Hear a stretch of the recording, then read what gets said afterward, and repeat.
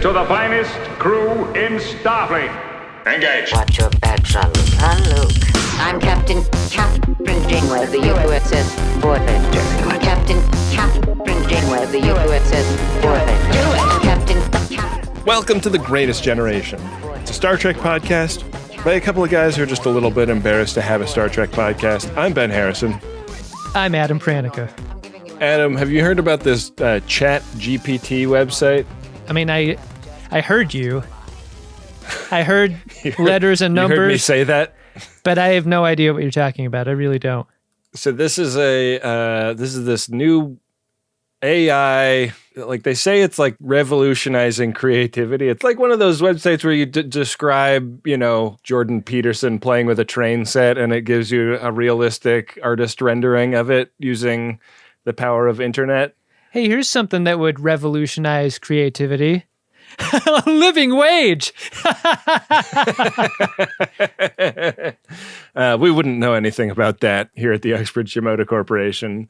But I thought maybe we could lighten the load on ourselves by seeing if the Chat GPT program could, generate some banter for us to open a show with. So explain to me how this works. I understand that it's an AI thing, but how exactly would it do this? Is an example the best way to teach me how this works? Because I don't think I get it. It might be. Like people will put in a prompt like solve world hunger or tell a story. Is this like AI Mad Libs?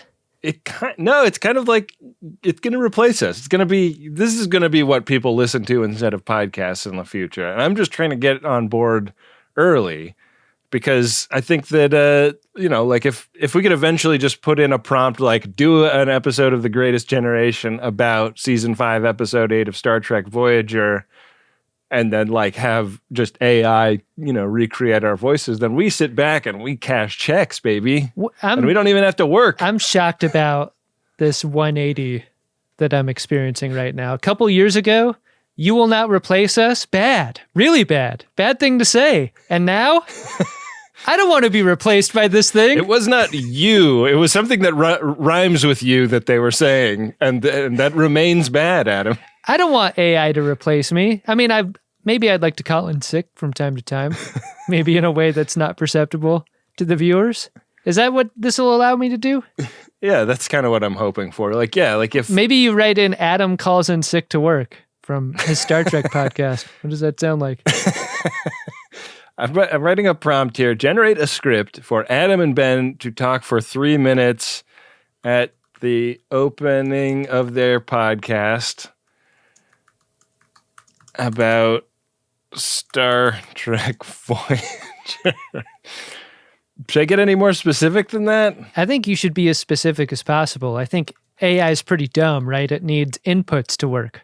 Well, that's the thing is that people say that this is really great. So I'll say make it funny. All right. Is that specific? Yeah, make it funny. Okay. Be funny, AI. Okay. I think I can share my screen with you, right? Can I do that? Yeah. Is it going to generate a script and then we're going to read it? It is generating a script as we speak, Adam. Wow. You can see it typing out right there. Can you read that? Is that legible to you? Yeah, if I make it big, I can do that. All right. So you've got the first line here. So this is Chat GPT Marin of The Greatest Generation. Captain Janeway of the USS Voyager.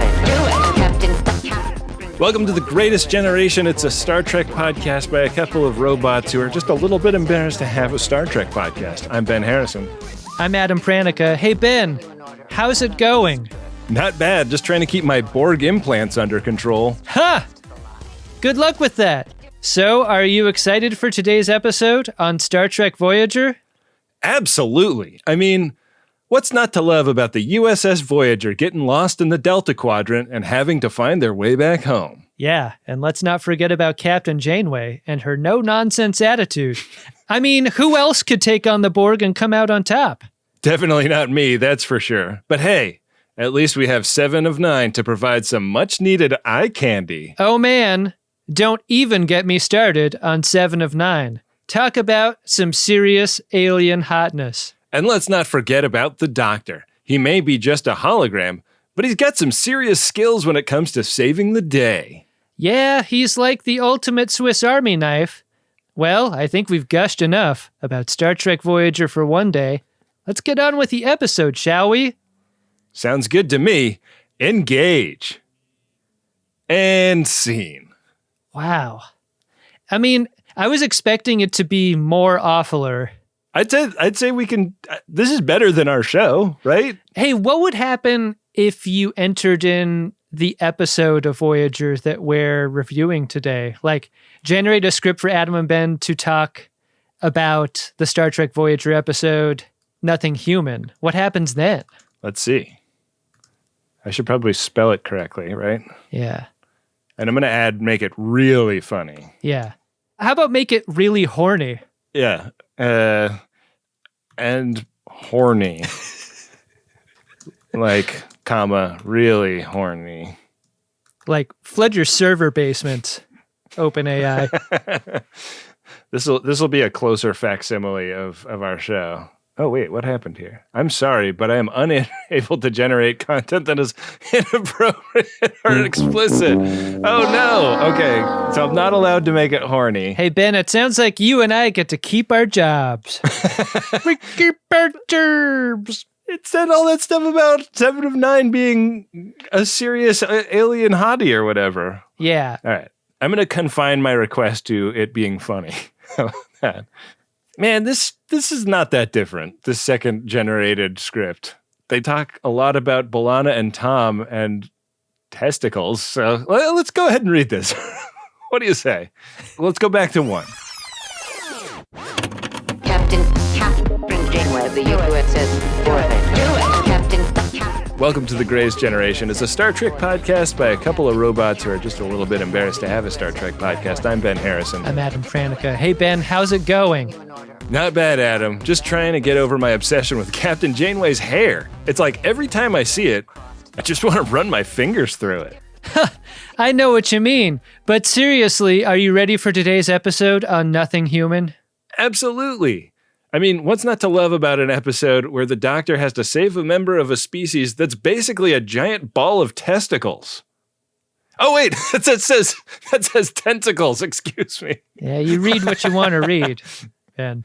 I guess so. Yeah. Yeah, and let's not forget about the moral dilemma of using a convicted war criminal's memories to help save the day. Definitely a tough call. But hey, at least we have B'Elanna and Tom to provide some much-needed comic relief. Oh, man. Don't even get me started on B'Elanna and Tom. Talk about some serious tension on the ship. And let's not forget about Tuvok's poker face. He's like a Vulcan emotionless robot, but somehow he always manages to clean up at the table. Yeah, he's like the ultimate poker pro. Well, I think we've teased enough about the episode for one day. Let's get on with it, shall we? Sounds good to me. Engage. I'm starting to see a theme. That was really bad. That was worse than the first one. It was worse than the first one, and yet even better than our show. Like paradoxically. There's something very mathy about one of us talking about a thing and then the other person going, oh man, and what about this completely unrelated other thing that I'm interested in? Like, that's not how a conversation works. That's not how any of this works. Yeah. Tell me about it. And don't get me started on how a conversation doesn't have to work that way in the first place. Ben, I'm ready. I really want to do our show our way and get this fucking AI taste out of my mouth. Yeah, that was. I feel awful after that. I feel like that was an interesting experiment, but I am satisfied that our jobs are safe for the time being. I think so too. I think they need to tighten a couple of screws over at the AI robot labs. I think they got a long way to go to perfect what we've got going on. Let's see if there's any screws that need tightening over on the Starship Voyagers. What do you say? Yeah, let's check those screws, Ben, as we discuss Star Trek Voyager Season 5, Episode 8. Nothing Human. Revert course. Unless you've got something a little bigger in your torpedo tubes, I'm not turning around. Don't get me started, Ben, on this episode. Not to mention this episode that we're about to review. So we open with the Doctor doing sort of vacation photo montage down in the holodeck. And this really has some Data's poetry energy. Everybody hates sitting there and watching the Doctor show his pictures from an away mission. Oh, but I haven't finished yet. There's more? The best is yet to come, Lieutenant. At first, I thought this scene was bad because it represented how much power they gave to the Doctor to elbow himself into the society they've made on the ship. Like, there's a compulsory aspect to this. Like, the crew must attend the Doctor's presentations. And I'm using plural, like plural presentations that the Doctor's doing here. And they've got to all attend. Can't you reprogram him or something? When I watched this happen, I was like, this is a mistake. They never should have given him, the sort of autonomy that would make a moment like this possible. But the more I thought about it, Ben, you have to have this scene in this episode because of everything that follows. Yeah. It actually is super useful because you want to ask that question here in this moment instead of later on when you really got to decide whether you need to listen to the Doctor or not, when the shit really goes down. Mm-hmm. I noticed that their interest in the presentation really did turn around when they started showing close-ups of Vulcan reproductive glands. Yeah. That was pretty exciting, right? The warning verbiage when you start up a show and it says like profanity, nudity, what have you. Right. Extreme close-up of veiny gland. Yeah. Veiny gland should be in the warning cloud. It should. I also love the bit that Chakotay is doing by letting them suffer through this. It's his watch on the bridge with Ensign Kim, and he's just going to let them twist in the wind, wondering when their requested yellow alert is ever going to come through. They've been in there over an hour. Sounds great. I love all the grumbling they do after the meeting adjourns and in the corridor, like, where was the yellow alert? I thought the yellow alert was going to happen. What the fuck? Yeah. No yellow! No yellow! Definitely grounds for court-martial. I went on that Tinder date and left very explicit instructions to my roommate. Yeah. I'd rather be in the first wave. Like, Kim and Chakotay know what this is. I'd rather go in cold than expect an awful presentation. Right. Like these people clearly did. Because, the anticipation is as torturous probably as the presentation itself. Exactly. I'd be twisting myself up thinking of excuses for how to bail. Ugh, brutal. I was thinking also just about all the socialization lessons that the Doctor has been doing with 7 of 9. It doesn't seem like he's picking up on the social cues here. Like the eyes are rolling super fucking hard in the crowd at his presentation. He does not have the room. Yeah, and at this point in the episode, the wave of goodwill for the Doctor begins to roll back. This is as good as it gets for him, this episode. It really is. Yeah. Well, a couple of folks head to Neelix's restaurant to get a piece of pie and talk about the movie they just saw. Mm-hmm. You'd like to get a piece of pie and talk about the movie you just saw? Yeah. Delicious. It's probably some root pie that Neelix has got. Yeah. Root pie and root coffee. Yeah. Nasty. Leola strawberry pie. Yeah. I mean, when in season, This is the scene where it's clear that the presentation is tailored toward the specific audience every time. Yeah. There's like compromat on BLT that other people have seen that Tom Paris has not. Yeah. What? Really? Well, I seem to have missed that one. I don't like the Doctor having those materials. I also don't like the Tom's idea that he's going to email it to the whole crew. Like, that's not nice, Tom. Yeah. Like, that's your lady. Don't humiliate her to her workplace. Yeah, but Paris has been humiliated every presentation with that mud photo, right? Look at all that crud on him. Yeah. Whoa, what happened to you? Did you fall into some mud or something? Yeah, I did. Yeah, but that's not her fault. He should find something embarrassing about the Doctor and circulate that, Rewenge. What does it mean? It means omerta. It means rewenge. I love the behind the production thought of this moment. Like, they covered him in mud and they took his picture. They had to do it. Yeah. That's the picture I want to get an autograph of when I go to a convention. Like, could you imagine your homemade printout of the Tom Paris portrait? Yeah. And you bring it up to B Dunks' table? That'd be pretty fun. Yeah. Do you think that was shot? Like, is there a 35 millimeter print of that photograph somewhere? Like, did they send a professional photographer to take that picture and then scan it into a computer? Or was this in the era where they could take that picture on a digital camera and load it into the episode that way? Does the Delta Flyers podcast have a listener mail segment? I think that's the question I've got for them on that show. We've got to ask them about this. Yeah. Yeah. The scene really reminded me of in college. We had a roommate who got a Michelangelo mask and plastic nunchuck set, like to dress up as a Ninja Turtle. And I guess it was for like maybe Friendster or something. He wanted us to take like a bunch of pictures of him dressed as Michelangelo doing like nunchuck tricks around the around the dorm room. You do not want to do that. That's how you turn into a Star Wars kid. My roommates emailed every single professor in the film school and like a bunch of admin staff, like a trove of these pictures. Yeah.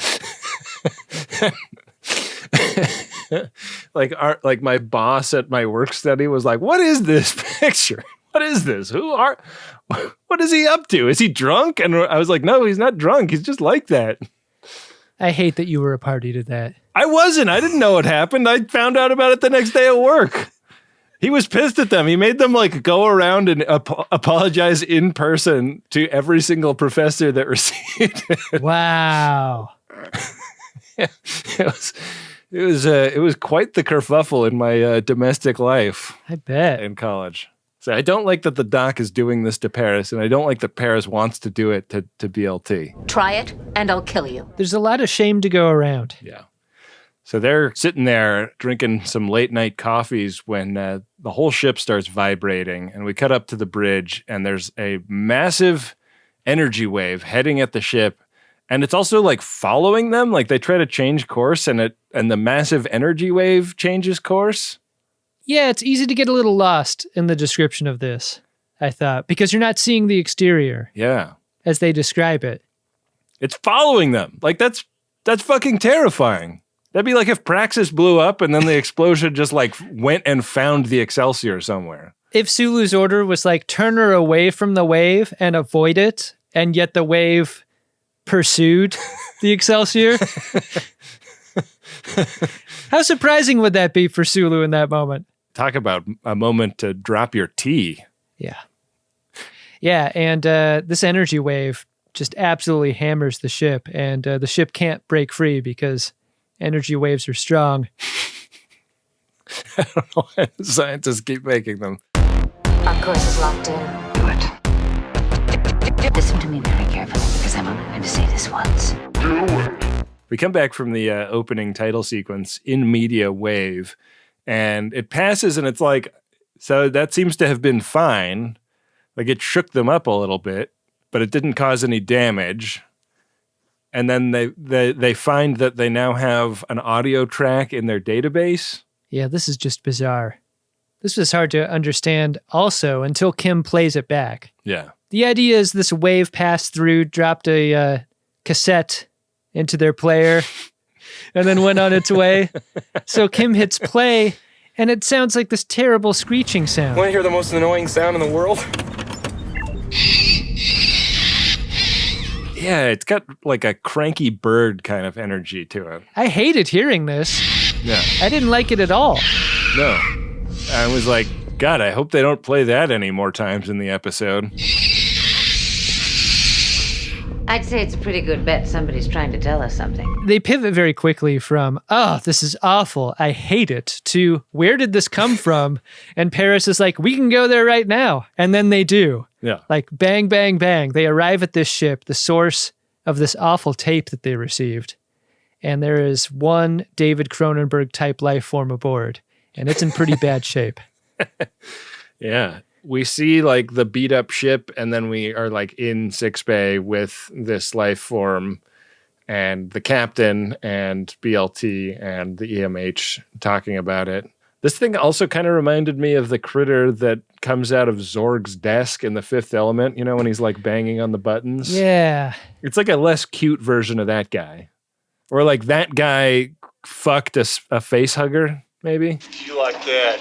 You're gonna love this. We got to talk about this alien before we move on. The design. Yeah. Were they going for scary? What were they going for here? Because I don't think they could go for scary. And that's why it looks the way it does. Right. It's not cute. It's not scary. It looks like Pokemon to me. Like I've never played Pokemon, but what little knowledge I have of it are like the characters in Pokemon look like this. They look like scaly, tentacly, floaty guys. It definitely looks like it came from the same creative shop that produced Paris and Janeway turned into lizards, puppets, you know? It doesn't look anything like those, but for some reason it has the same energy as those. Like the people who were fired from the Jim Henson Muppet Studio got together and made this out of their dumpster dive parts. We're going to make our own puppet studio with blackjack and hookers. They're too nice over there. This is what they came up with. I mean, BLT is there to greet for some reason. Yeah. Why is that exactly? Like, this presents as both a medical emergency and an engineering problem. Right. And I guess it's like the ship is in really bad shape and they're trying to figure out things about the ship. Mm-hmm. And she's down there to say like, oh yeah, like we might not even be able to interface with this ship because the alien gives biochemical commands to interface with it. I guess it's like excreting stuff on the computer in the ship and that's how the computer knows what to do. Yeah, they really should have put down a tarp in 6-Bay. It'd be like at the beginning of this episode, in order to generate the script that we read, I had just like popped a pimple onto my computer screen. Mm. And, you know, that's what caused it to generate so some plausible banter between Ben and Adam. As gross as that thought is, I do feel like some liquid would be welcome here with this alien. I think part of why it doesn't work for me is that it just looks like a piece of plastic. It just looks dry. Yeah, it's not gooey at all. And I think that was one of the like real strokes of genius with the xenomorph. Right. Is like it's always coated in goo. Yeah. No one's having any fun here because it's so dry. And when it jumps on BLT, there's a security person there that has to be told not to shoot. Don't shoot this thing because you might hit BLT. But I was wondering why Janeway doesn't shoot it at point blank range. Janeway is right there. She could hold a dustbuster to its body. Yeah. Is that like being electrocuted? Like you don't want to shoot an alien attached to BLT because the energy from the discharge would hurt her? Oh, yeah. If you shot set to vape, would it pass from the alien to her automatically? That's what I was trying to figure out. Yeah. What the hell is going on? That's what I was trying to figure out. But we don't really get an answer to that. You're just made to fill in the blanks yourself. Yeah, it all happened so fast that by the time the doctor explains it, like it's like in her vascular system. It's like got its tendrils like so involved in her body that they can't get it off by any conventional method. Did you understand this either? Because it feels like I'm really like going after this episode right away. And I think part of it is its lack of detail. Like part of what made the alien in the Alien franchise so visceral is like you see the schematic, you see the X-ray in the medical facility of like a thing going down a throat. Right. And you're made to feel how awful that's got to be.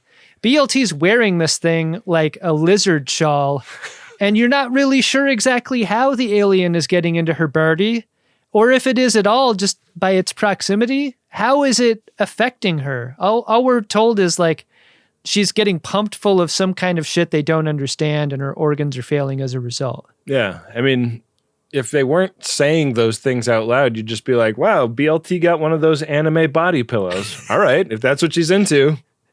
Yeah, Tom Paris works long hours and she's got to fall asleep too. I guess she got Pokemon on hers. Yeah. I guess it's the only thing that'll help her wind down. So, the upshot is that there's no obvious way to get it off, but it is like slowly harming her. It's not killing her softly, it's killing her gently. Yeah. It's like paralyzing her and, drawing from her kidneys or something. And like Paris is down there at this point, having a full-blown freak out at the captain and the doctor, like, get this fucking thing off her. And the doctor's like, Paris, everybody is talking about getting this fucking thing off her. Like, that's not the dispute. We're trying to do that without killing her. Janeway's like, I wasn't aware you were still together. I mean, what is really going on here? How many months has it been? Like, have you had a what are we conversation yet? Some episodes, you barely talk to each other, even though emergencies are happening all around us. So, going from 0 to 100 in like absolute record time, the captain like marches into the doctor's office and is like, the solution to this problem is to make a second holographic doctor that can consult with the first holographic doctor about exobiology because this is such a weird alien. I was really surprised by this because when you start an episode about the doctor's inherent vanity and then you suggest an idea of an additional doctor to quote unquote help, I thought the doc's reaction would be, what, I'm not good enough for you? Like, I'm all a ship could ever need. I'm the best. His professional curiosity overrides what could be a more interesting argument against this idea. Yeah. I was just like amazed at how quickly they got to this weird idea and how quickly everybody agrees that it's the best idea. Right. Even though like we've seen Harry Kim try and make like a substitute EMH before and how badly that went. It's apparently much easier to make a substitute like consulting EMH than it is to make the original flavor. It is very important that we create a character distinct from this weird alien on BLT's body. We must never look at that alien. Yeah. So down in the holodeck, Harry and the doc get to work on creating this character. And they just like look up like who's the best person at exobiology of anyone. And they come up with Krell Moset. And he appears to be a Cardassian. And Harry Kim launches into a racist tirade immediately. Have you mentioned to anyone else that this guy's a Cardassian? What difference does it make? Yeah, why don't you cool it with the anti-Cardassian remarks there, Harry? I mean, I'd expect that from the Maquis crew. Maquis? But from Harry? Right. It's surprising to hear it from him. And I was like, okay, I get this. This is going to be an episode about this Cardassian having been a really great dude, and it's going to teach us all an important lesson. Yeah. about prejudice, because they're all going to be weird about him initially, and then they're going to be like, it turns out that Cardassian doctor guy was a saint. We actually like him better than the doc. And his presentations, they're amazing. So entertaining. He's got bits, like the order of the photos is scintillating. You're on the edge of your seat the entire time. Yeah. He also had some pretty good ideas. And it's never at the expense of any of the other crew members. You know, it's never like, oh, I'm getting a laugh because I'm embarrassing one of my friends and colleagues, you know? Yeah. There are 3 things to remember about being a starship captain. Keep your shirt tucked in, go down with the ship, and do it. So they decide not to stick with the bad voice version of Chroma set that they begin with. And a couple of turns of the screwdriver later, he sounds like a fun, cool dude. Yeah. He's got that neighborly vibe, right? Like someone you run into from time to time on the sidewalk. That kind of nice. Yeah. Just pleasant to pass the time with for a bit. You never know them that deeply. You never know what their backstory is, for example. Why would you want to know? They seem nice enough. You don't need to know their dark secret. No. So he meets the doctor. It's a little bit awkward at first because the doctor does not have a name.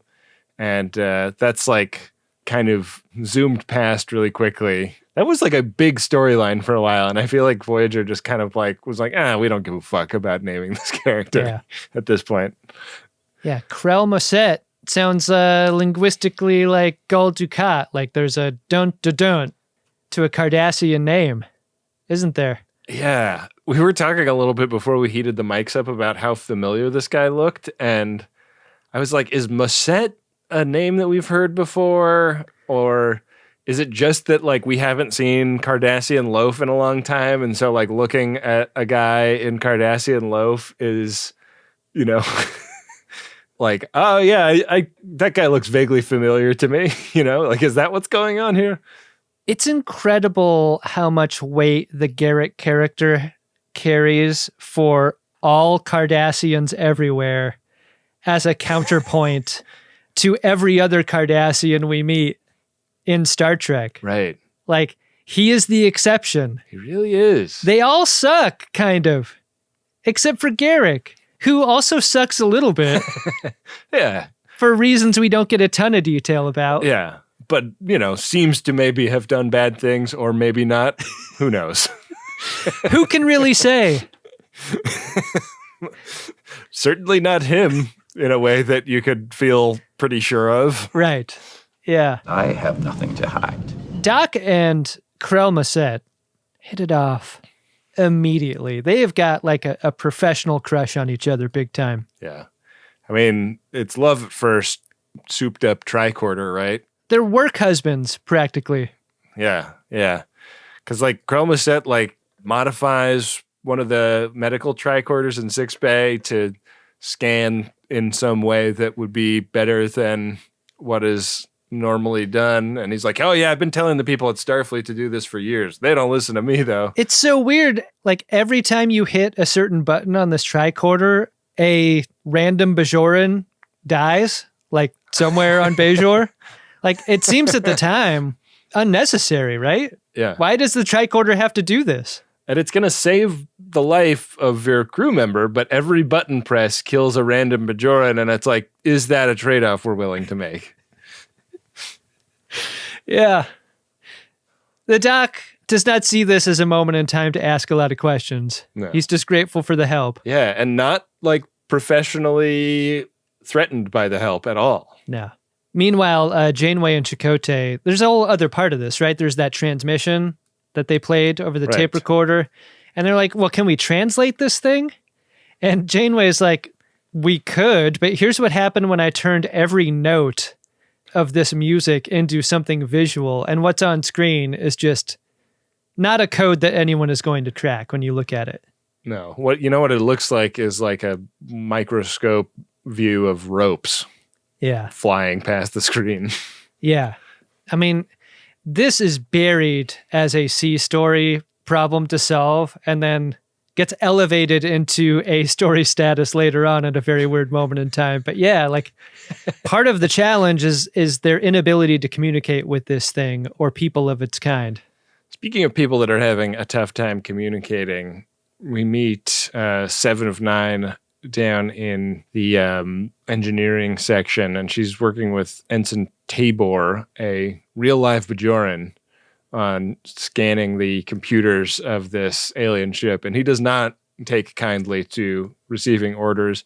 Like, he's a Maquis. Maquis? He's not even getting orders from a Starfleet at this point. He's getting orders from 7 of 9, and he's like, yeah, I just don't, this is not really what I signed up for. Like, I was just trying to be like a small-time terrorist as part of a larger organization. Now I'm taking orders from an XB in like super high heels. What's going on? You think of all the Maquis. And of all the Maquis, the Bajoran Maquis probably have the biggest axes to grind, right? No kidding. And how lucky is he that for all the buttons that the Doc hit on that tricorder, he's not been killed yet? Yeah. And like, he's like, so does it kill like specifically a Bajoran that's on Bajor, or is it like any Bajoran anywhere in the universe? And like, what if they're like half Bajoran and half, Romulan or something? Like, do hybrids count? The show doesn't want you to like Tabor up top, right? He's doing a lot of piping up at Seven. Seven's just trying to get these alien data banks transferred over to Voyager before the ship destroys itself. This doesn't seem like a good time for his many opinions about how this should be done and who he should be taking orders from. No. And at this point in the episode, like, there's a visual language to the show that you get used to that I feel is thrown completely out the window during this moment of tension that comes next, because as the alien ship makes it clear it's going to explode, all of the angles during this scene are crazy.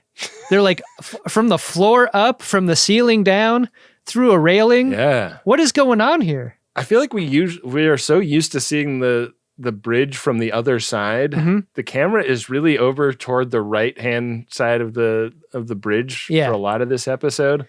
It's weird how different that feels, right? Yeah, and I think it's also like underlining how unusual it is for 7 of 9 to be the person that declares the red alert. Mm-hmm. Like, they're working in engineering. 7 of 9 is the one that calls it, and then we're like up on the bridge. The camera's on the floor, on like way over on the right-hand side, and Janeway and Chakotay are like running onto the bridge to, order the ship to back away so that it doesn't get exploded when this alien ship like goes critical because they tried to download its database.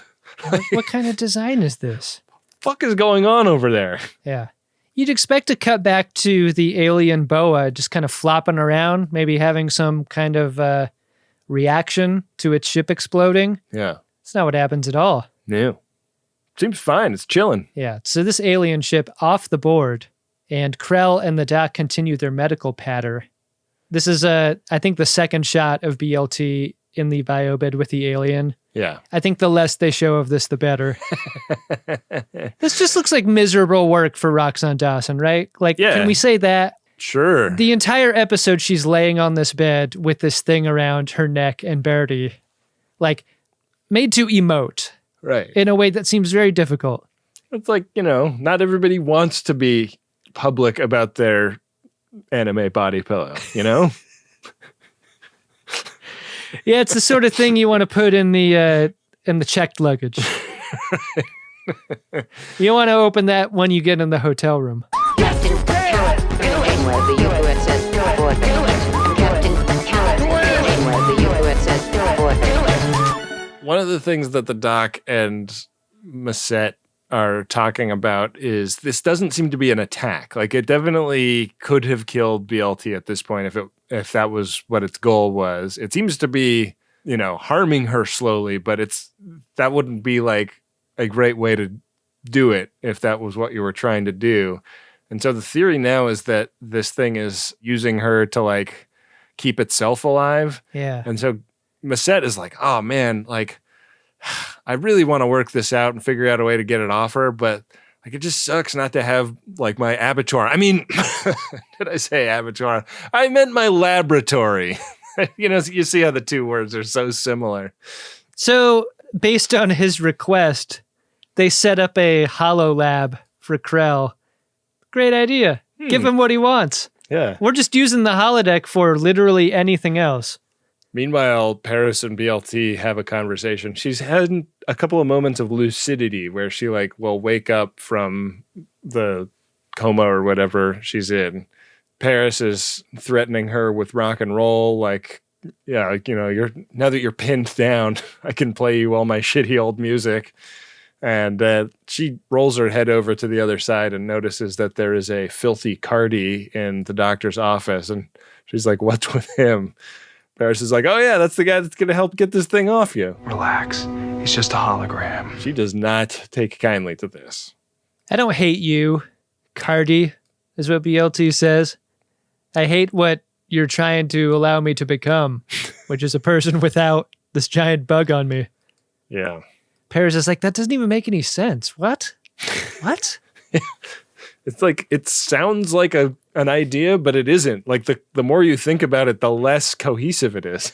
Paris also uses this time to just kind of ask, what are we, you and me, like as a relationship? Yeah, what, like, are we like exclusive or? BLT's like, I feel like you don't think I'm attractive anymore.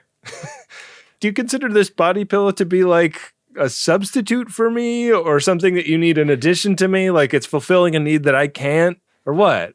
I mean, when we talked about opening up the relationship, I didn't think you were just going to invite alien body pillow into it.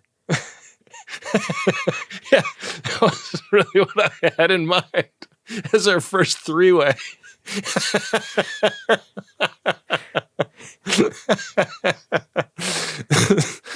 So down on the holodeck, they're walking into the laboratory that they've set up for Mengele'd, and he kind of just casually tosses off that, oh yeah, it was part of the occupation of Bajor. I didn't have all this fancy stuff back then. Ho-ho! Don't tell me you were forced to improvise. Yes! I know what that's like. Yeah, all of these surgical implements were not clean back then. Yeah. Nice to see everything kept in a nice shine. Yeah. It's cool to use stainless steel for these things. We did not when we were occupying Bajor, you know? Yeah. It's just so scarce those days. Krell does a great job at, in conversation, kind of constructing a career history that is adjacent to the Cardassian military industrial complex, like sort of related, but not actually a part of it, like in a very vague kind of way. Like as soon as the questions get too close, Krell is very deft at like kind of steering the answers into places without great detail. Yeah. Or if Bajorans were involved in any way. Very slippery when those kinds of issues come up.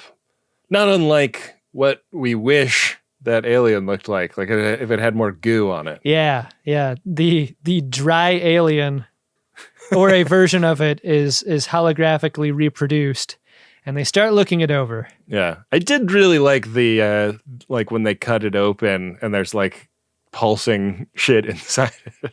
Oh, you liked when they tortured the alien, Ben? Yeah, I did. That was cool. How dare you?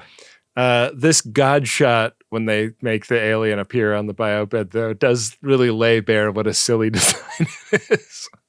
They should have gone to black and white here to like fully emphasize the metaphor. Metaphor! Right? In the captain's office, she's talking over the situation with Chakotay.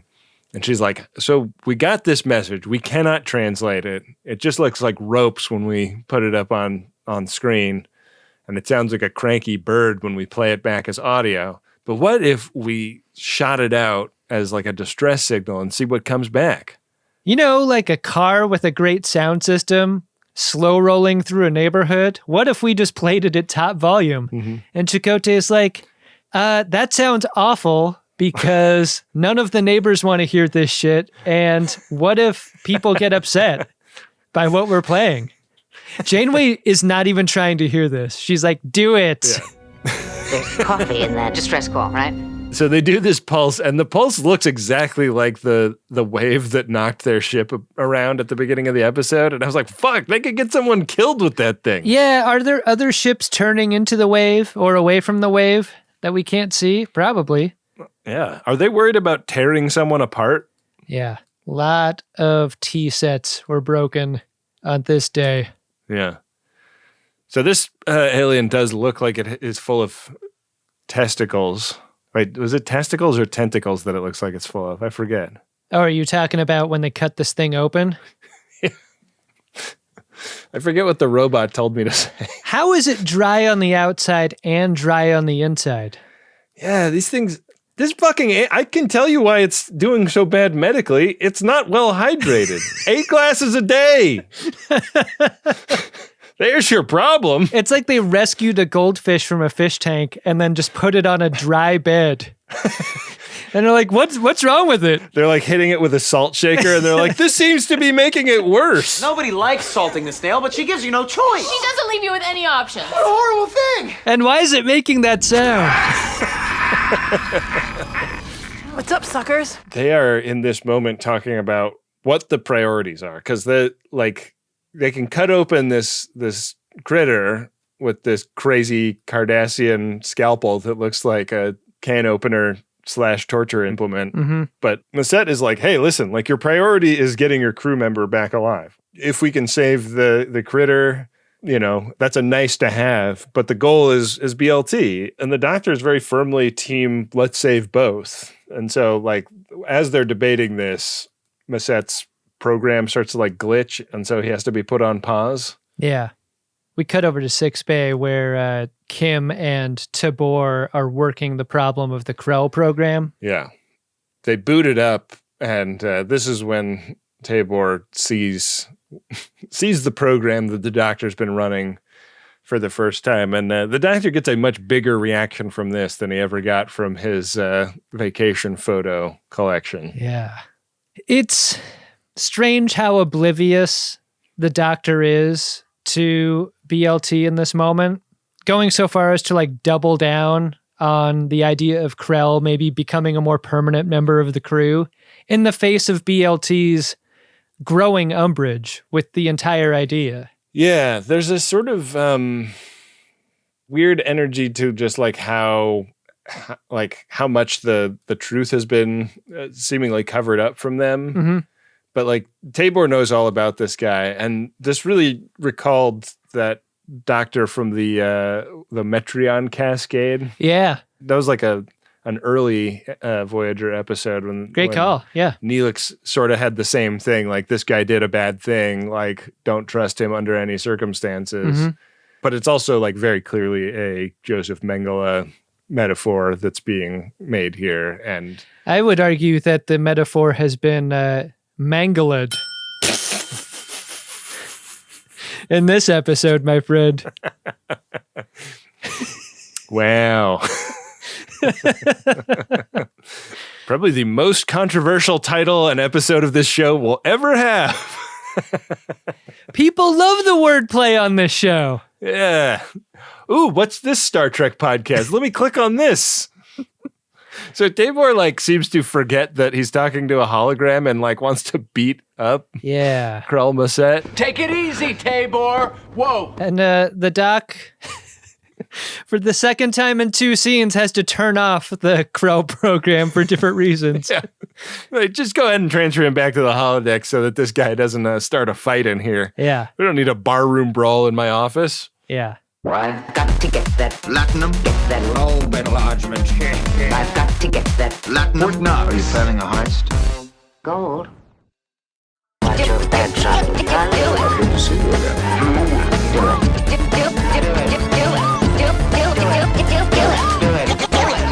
Janeway out.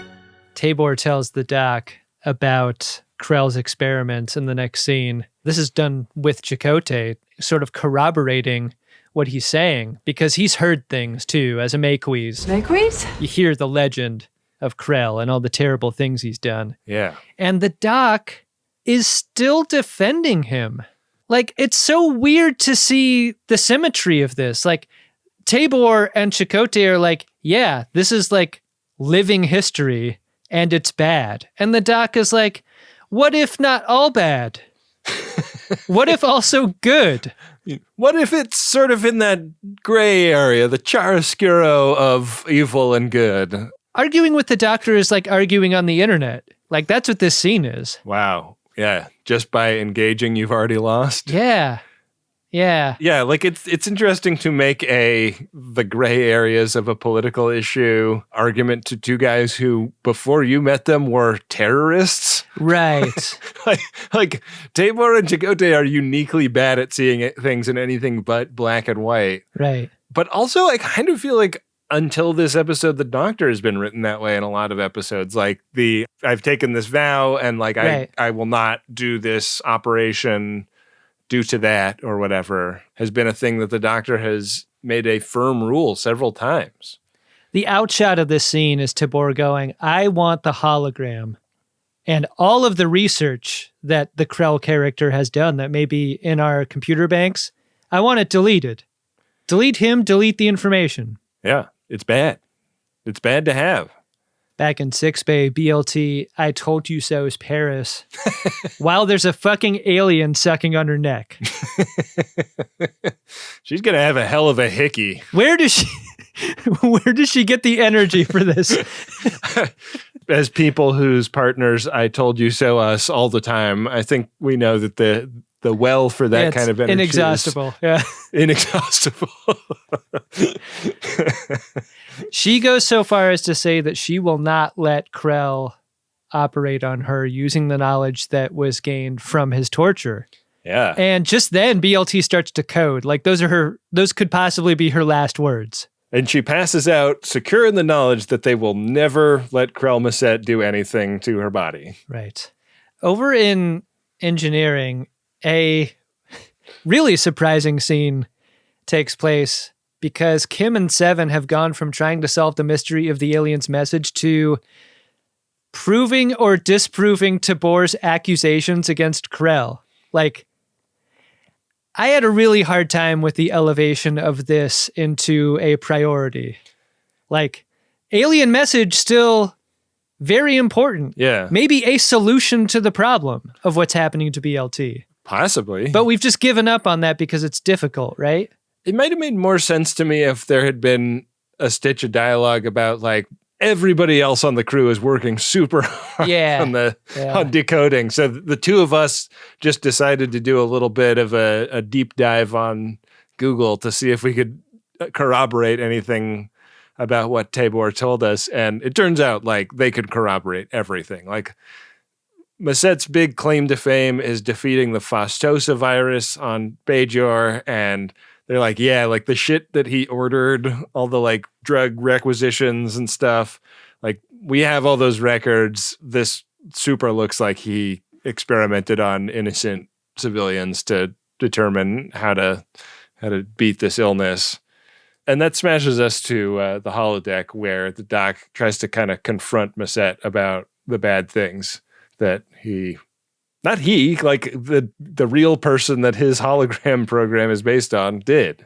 I think this is one of the better, if not the best scenes in this episode, because this is a interesting back and forth about how subjective ethics can be. Ethics are arbitrary. Like, what is the thing that really matters? Like, can you begin with the thing that matters and then construct your ethical architecture around that? Or do you start with having your own ethical architecture and then you use that to confront whatever situations arise? Like, it's an interesting moral order of operations thing that is really interesting to think about. And then, like, add to that the dimension of, like, you made me. Like, I didn't want to be here. Yeah. Like, he's like, I don't think that this bad shit is even that bad or that much of it happened, but even if it did, like, who gives a shit? Like, I can help you, man. That is so unintentionally funny, the whole, like, you know, if you think I'm a monster, then why did you make the monster and all of the monstrous things? Yeah, we're standing here in my abattoir that you program.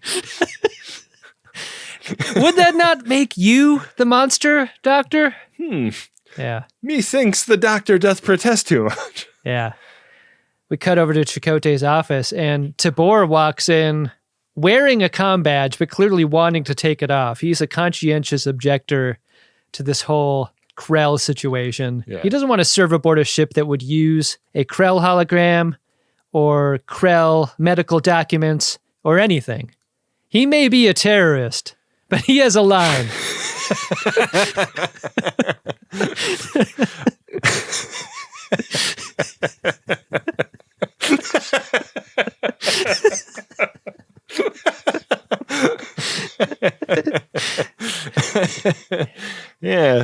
Yeah, he sure does. Don't you wish Chakotay code switched a little bit with Maquis. Oh. Like, I feel like in the first season or so, you got a little bit of that between him and BLT. Yeah, and like the occasional punching of a lower decker in the mess hall. I kind of feel like this would be a brilliant moment to kind of bring that back, like where they can drop rank just a little bit and go like, look, man, I know what you mean. This shit is crazy. But but instead, like, Chakotay does not break rank. Yeah, he's really become a company man Yeah. in the last 4 seasons. Yeah. In a way that is like noticeable based on that. Yeah. I understand how difficult this is for you, but you've got to let go of the past. Do you think he's doing it for love? Like the way some people kind of change their personalities Right. based on a love interest they have? Chakotay, back when we were Maquis, you didn't even like dogs. You always said you hated baths and loved showers, and yet you've got a drawing of a bathtub on your desk. What's that about? It's not that simple. It is to me. You weren't even religious when I knew you. And now it's a kuchamoya this and a kuchamoya that. Bindle, bindle, bindle. It's like you're really playing that up for some kind of dramatic effect, and I'm not sure who it's for. But it doesn't wash with me, bucko. You know what? I'm just going to say it. She's never going to be with you, man. She's never going to be with you. She's not going to be with someone she doesn't respect, and that's you. We've been on this mission for 5 years, and she still has that fucking frame picture of her dog and that plain-ass white guy on her desk. You think you're replacing that? For the clothes you love to live in. That's what she likes, okay? She's got a type, and it's not you. Also, I quit. I quit. I don't want to do this anymore.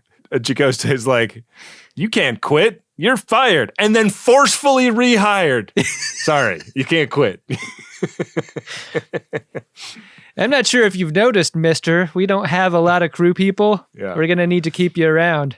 So they have a McLaughlin group. Issue 1. Where Paris is the one that is sort of riding for do whatever it takes up to and including using Krell Massette to do this operation. The doctor is sort of saying like, I think that we can, carve out an ethical framework in which we can feel okay about this. But a lot of the rest of the room is really skeeved out by the idea of letting Krell Massette do anything. And Tuvok is the one that makes the really strong, pure ethicist argument for this justifies the kind of experimentation that the real Krell Massette did on Bajor and therefore cannot be tolerated. We're in the middle of the Delta Quadrant. Who would know? We would know. It's really intense. I could have used a longer scene here. I think this is the centerpiece scene of the whole episode because you have Paris having a great argument, which is what wouldn't you do for the person that you love? Anything to save their life is the side that Paris is on. When he gets into Chakotay's face about Chakotay's ethical lines, I fucking love that. That is one of the strongest B-Dunks moments of the whole season was that moment. I love it. And what Robert Beltran does to kind of absorb it, I thought was another great moment. I like them arguing together. They're good like that. It really reads you really understand why they are both passionate and behaving the way they do in the situation. And you understand why they're at such loggerheads about resolving it. It is a real genuine surprise for me in this scene when the captain comes down on Team Massette. She's been hearing them all out on this. And she announces, we're in the 5th act of this episode. We really don't have time for a lawyer Star Trek episode to begin right now. This is one of those episodes where there's kind of a lot of denouement. So we really need to get done with the surgery scene because that's sort of the climactic moment. It is a good moment for Janeway because she doesn't just make a decision and end the meeting. She's like, I'm making the decision, but I'm also taking the responsibility blowback. Whatever moral mud gets flung around here, I want me to look like the Paris picture from that presentation in the beginning. And Paris is like, oh, come on! Everybody always has to bring that up. You remember that embarrassing picture of Paris covered in mud? Well, I want to be covered in moral crud. My girlfriend is in sick bay fucking a body pillow right now, and you gotta insult me like that? Yeah. I know you don't want to do it. Do it. coffee black. Make it yourself. I'm trying to help you see this as an opportunity to grow. Make it yourself. So they get the operation a-rolling, and meanwhile up on the bridge, another one of these ships pulls up and starts playing their incredibly annoying sound over the comm system in a way that like they can't even filter out. Like it's happening in a way they can't turn off. It's like, can't you enjoy your music at a really high volume with the windows up?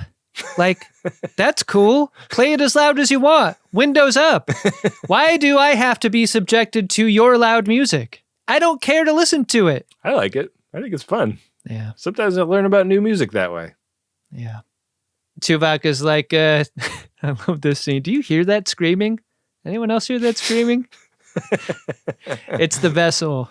And I love Janeway's confidence here. She's like, well, it sounds like screaming over there, but maybe talking is how we could negotiate ourselves through the situation.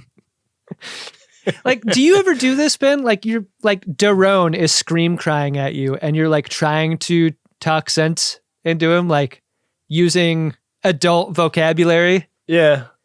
I mean, it doesn't work, but, eventually we'll get that poopy die off of him, and, we'll resolve the problem. And sometimes the talking is as much as for me as it is for anyone. That's my point. I feel like this talking is for Janeway. Yeah. And the crew. She proposes this, like, we come in peace kind of stuff. And then we cut back down to the operation where Mengele'd is like, how do I turn up this scalpel so it's like really, really cutty? And he's like, doing the knob at the bottom of the thing. And the doctor's like, hey, man, you're really going kind of wild with that thing. Do you want to maybe turn it down and go a little softer? Were you confused about whether or not this was a real procedure or the practice one? The thing that threw me for the first couple of scenes was that this was happening in the holodeck and not in 6-Bay, which is a place that Krell can go. I thought for sure they would do the procedure in 6-Bay. Yeah. I think I would have staged it in 6-Bay if I was directing this episode, because I think that does bump you. But I think also maybe they're going for that alien abattoir energy so that it's like more scary when he keeps, turning the volume up on his pokey device. I think it's more scary to see something awful happen in a Starfleet 6-Bay. Like an outsider performing their dark surgery in a place that should be, that has certain expectations about ethics and how doctors practice medicine. Like, I think that would hit super hard if Krell is in there like stirring with his stir stick knife in the back of this bug alien as it screams in response.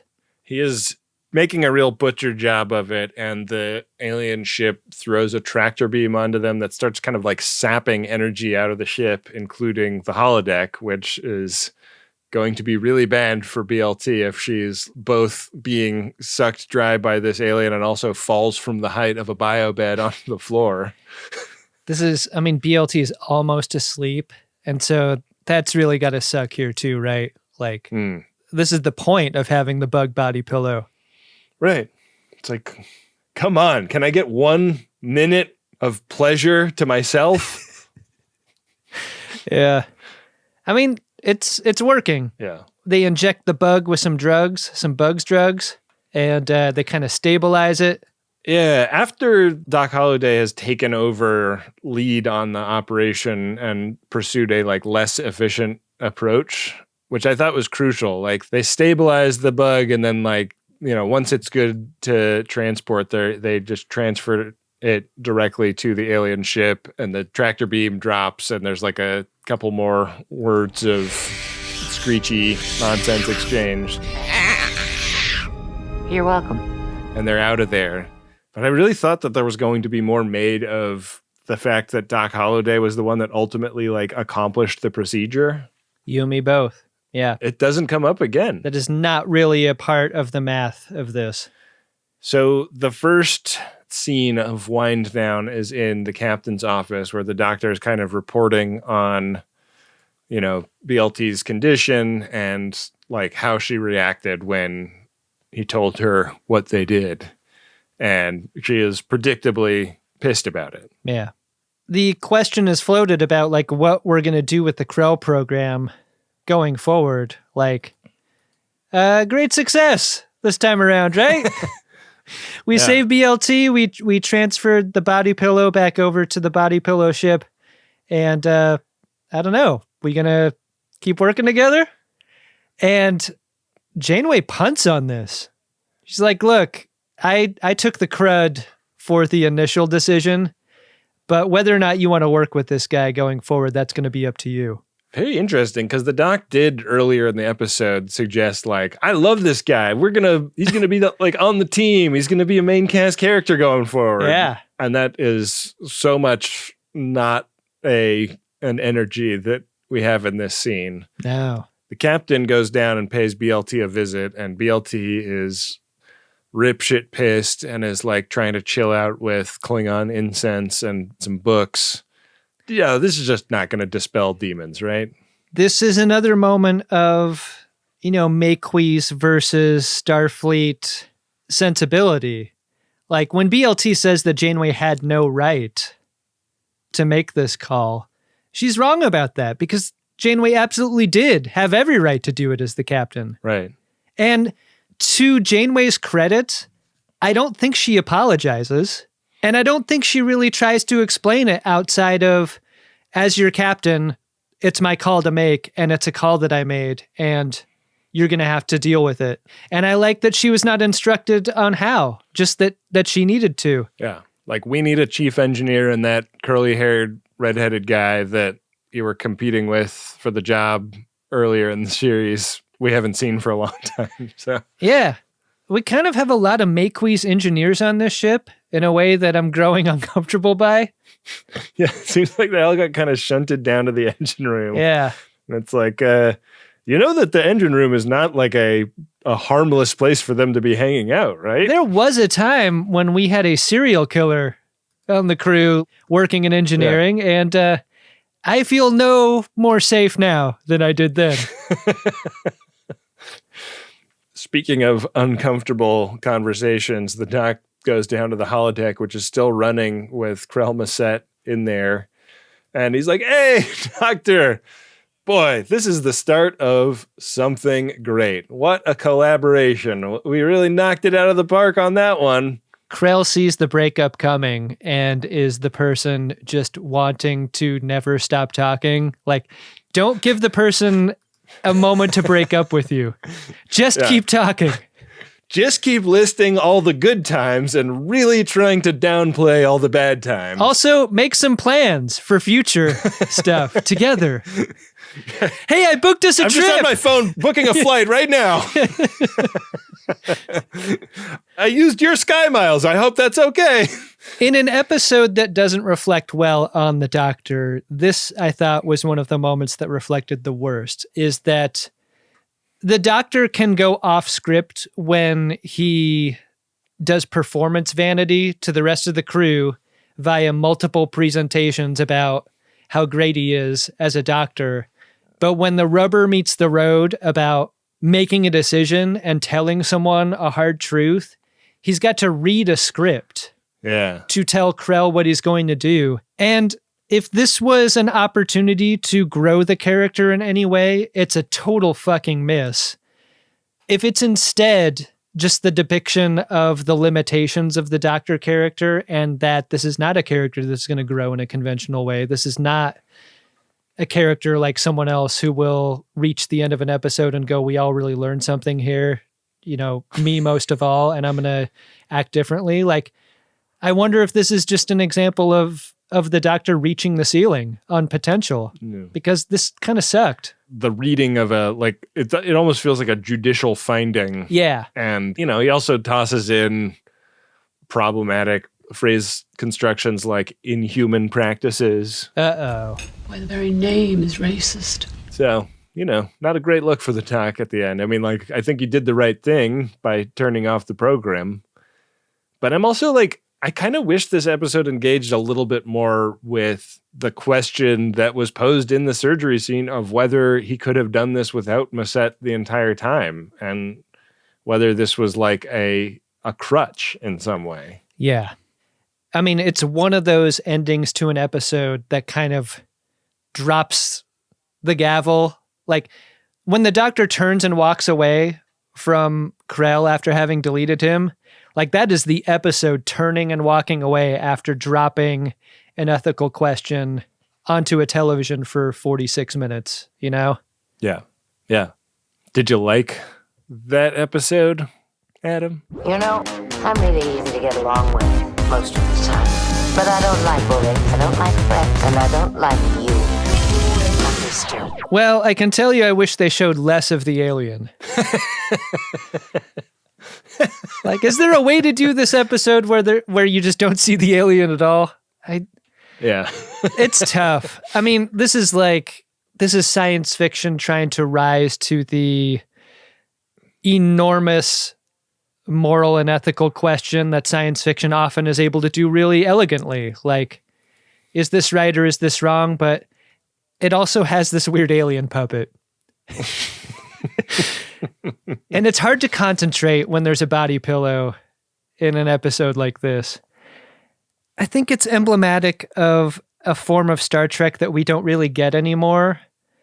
I think modern Star Trek poses an interesting ethical dilemma and then answers that question strongly. Like, yeah. And this is back in a day when Star Trek used to just sort of go, here's an interesting idea. We're not going to take a side, but why don't you think about this? And I kind of missed when Star Trek was more like this, but it also really frustrated me for all the reasons stated. I mean, it did make me think a lot about how we came to this conclusion surrounding medical ethics, because when I think about Paris's position, there isn't anything I wouldn't do or want to use. Like, does it make me a bad person for saying that if medical knowledge exists that could save my wife's life, that was gotten from people who are dead, and the medical people who practice that form of medicine are also dead? Like, that is wrong of me to want to use? Is the reason that it's ethically wrong to discourage future bad behavior that way? Like, I think so. I understand all the reasons that it's wrong, but man, when it really comes down to it and it's you. Yeah.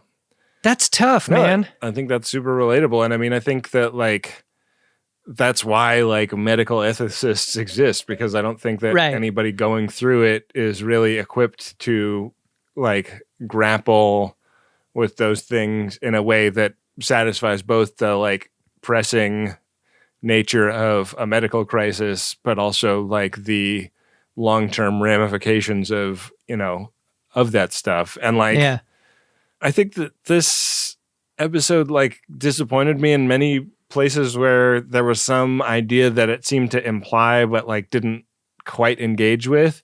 But overall, like, I feel like it is maybe stronger for some of that, like that it got us thinking about all these things and got us asking ourselves questions. That's what good TV does best. Right. Like evidence that it like had a bunch of interesting thoughts to put in front of us, and it did it in a way that was like mostly a pretty compelling program that like overcame something as silly as that puppet, you know, like, right. That's not easy to do. Yeah. How much easier would this episode have had it without the puppet? Hey, Ben, I was looking up whatever happened to the puppet prop. You can guess who was the winning bid on that, right? Oh, it's Garrett Wang. Yeah. Bid on that on eBay in like 1999. Why did he buy all the puppets? Why was that just like, I'll have like a complete collection, or was it something grosser? I don't know. I mean, that's an example of Greatest Generation asking a question we don't really bother to answer, huh? Well, I have a question that I think I know the answer to, Adam. Would you like to check out the Priority 1 inbox? Oh, yeah, I'm already there. Priority 1 message from Starfleet coming in on secured channel. Need a supplemental income. Supplemental income? Supplemental. Supplemental. Yeah, it's extra. The interest alone could be enough to buy this ship. Adam, we have a few P1s here today, and the first one is of a promotional nature. It goes like this. Are you a production manager or a manager for a musical act, and you need a professional design and lighting designer and a programmer to go along with it? Craig at Blue Shift Design is a designer and programmer with over 20 years of production design expertise, an ear for timing and energy, and experience to bring your tour or event to new creative heights. For everything from your holodeck production of Shakespeare to your sold-out arena tour, Blue Shift Design can help. And you can go to blueshift.design or find them at Blue Shift Design on Instagram. You know, I've seen a lot of live shows in my life. Miriam live shows, you could say. Wow. And I've followed bands from, like their smallest club shows. And there's that moment when a band makes the leap from like club show to getting an LD. Yeah. And like actually doing some stage stuff with the show. Yeah. And that is like such a fun part of a band's evolution, is like when they recognize the value of that kind of thing. And I love people in Craig's line of work, like collaborating with bands and performers to do this kind of thing. It's really great. It makes good things great. It makes great things more fun. It makes a difference. This is I'm looking at some of the work on blueshift.design. Craig has worked with some name acts and done some like conferences and stuff like that too. Oh, cool. Really awesome stuff. Yeah. So Craig at Blue Shift Design going for that greatest gen bump. Yeah. Man, I know that we do have a couple of people that like do tour at this level that listen to the show, and it's like weird and embarrassing to think about people like that listening to this silly shit. But like, I hope something comes of this. It'd be really cool to know that a big touring act that we're friends with reached out to Craig and got an LD. Yeah, pretty great. Ben, our next priority one message is from Mark. Oh, hi, Mark. It is to you-know-who. Message goes like this. Dear you-know-who, thank you for the 40th birthday P1. From way back on Voyager Season 2, Episode 12. And once again, sorry that I apparently listened to it so late that I must have thought it couldn't have been for me. And you had to play it back for me later. Now, happy 39th birthday to you. Wow. And in parentheses, I will make sure to play this directly at you when it drops. Thanks, B&A. Oh, Mark. This would be how it goes, I think, were I to attempt a P1 for someone in my life. Yeah. Yeah. I mean, it sounds like Mark and you-know-who have almost as big an age gap as you and I do, so... I honestly think that's part of the fun of a P1. Like, advertisements come and go. Those are dynamic. Right. Those flow in and out of shows. They change all the time, depending on when you download an episode. These P1s are baked in. They're a monument. So if your friend or the target of your message doesn't listen in that moment, you can play it back at them. Yeah. Pretty cool. You can roll by their house with the windows down. Yeah. Playing the P1 super loud. Like Olivia Rodrigo, just blasting. We have one final P1 here today from Bridget at Bridge Makes, and it's to the former Twitter FOD.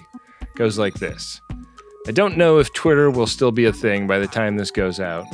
Not that it matters, as with all that has happened, I had to leave. Not being on Twitter has been positive for my life in general, but one thing I sorely miss are the good folks on the FOD group. That group was, to coin a metaphor, Freeman when the Callies came. Screw Flanders. Man, I really vibe with that. Good friend of mine had a person harassing them over and over again on Twitter, and that person had been permabanned from Twitter and was recently reinstated, and it's just such a drag. I know I'm kind of an outlier being a person that just actually genuinely liked it and had a lot of fun on there. I feel very lucky that it didn't become a thing that I felt I had an unhealthy relationship with, but boy, I'm gonna miss it, but I don't think I can do it anymore. personally.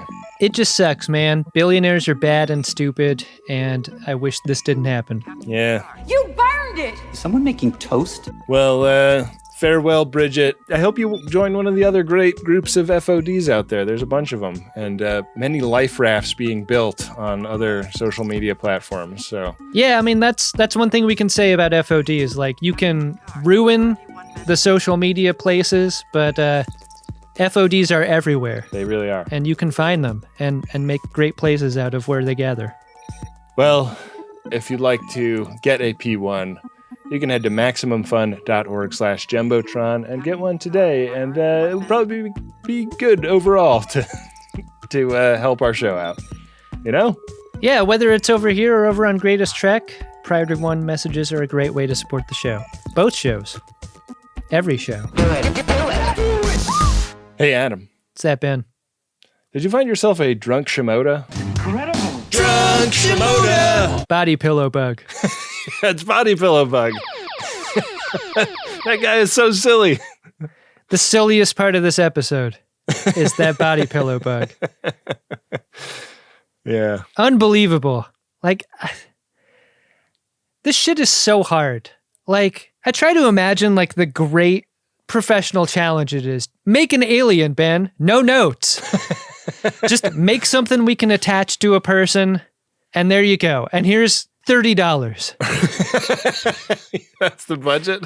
And it's got to have pulsating stuff inside when we cut it open. The only constraint, make it dry. Really dry. Like, I can appreciate the great challenge of this. Yeah. And I think the exception is the rule here. Like, so often you get great alien creation in Star Trek. Sometimes you don't. And this is just one of those moments where, like, it's a distraction in an unfortunate way. Yeah. And now it lives on Garrett Wong's mantle, where it belongs. You think he put it on his mantle? Yeah, he covers it with Christmas lights, Ben. It's there the whole year through. You put a little pumpkin on it for Halloween. The head and leg have fallen off, but can be reattached. You never see the underside of this thing. Oh. Probably for good reason. Yeah, what's going on down there? Is it finished or unfinished, you think? Yeah, it's like a basement in the Midwest, you know? Well, really cold down there. Don't really want to go down. What's the fucking stupid thing the AI had us say to change the subject? Not only that, but we should move on to the next episode. Okay, well, the next episode is Season 5, Episode 9, 30 Days. Paris defies a direct order when he insists on helping a people whose maritime planet is in danger of becoming uninhabitable.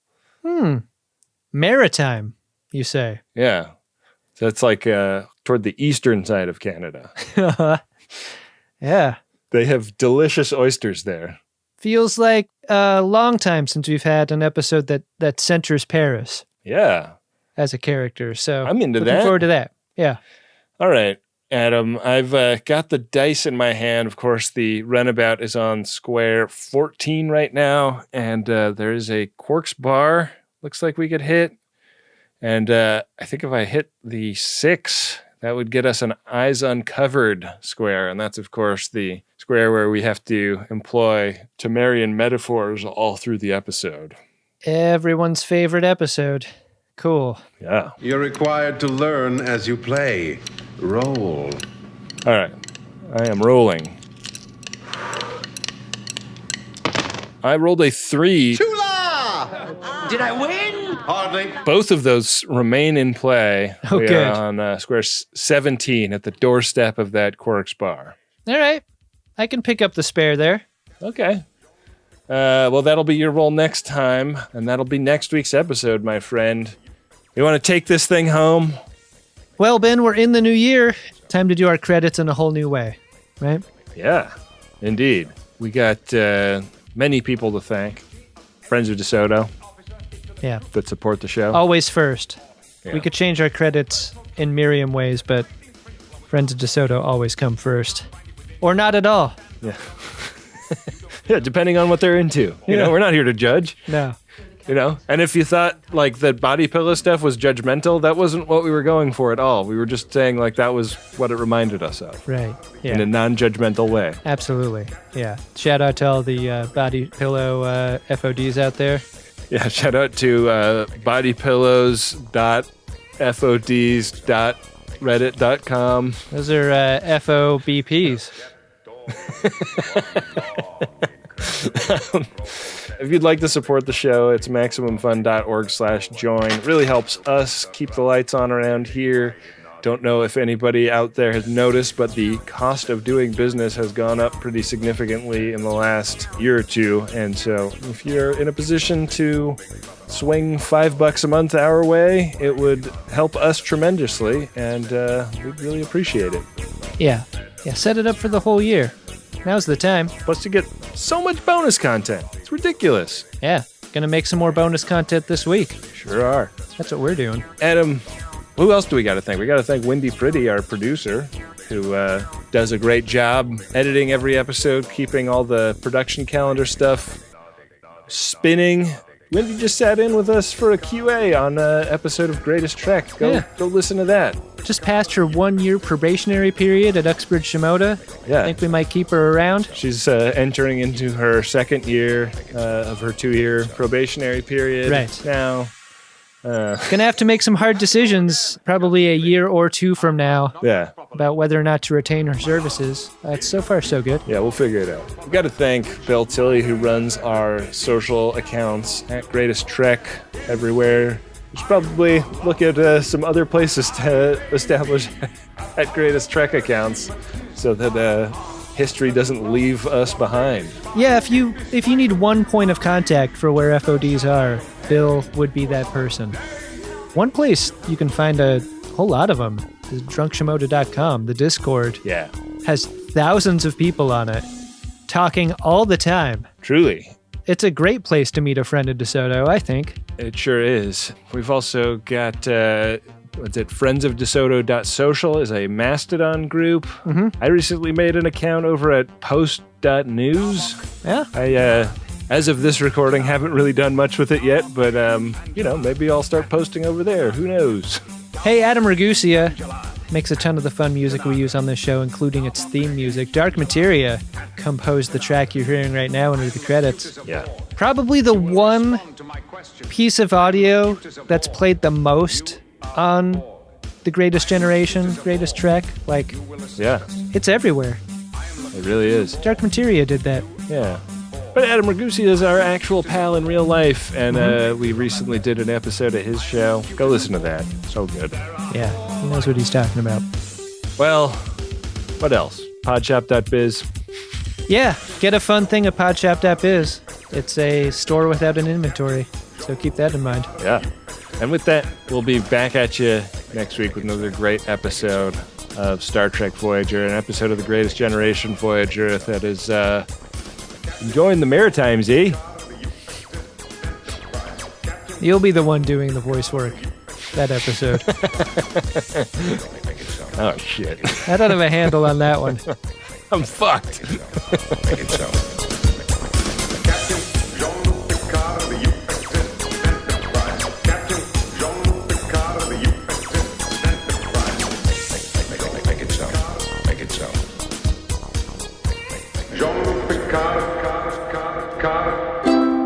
MaximumFun.org. Comedy and culture. Artist owned. Audience supported.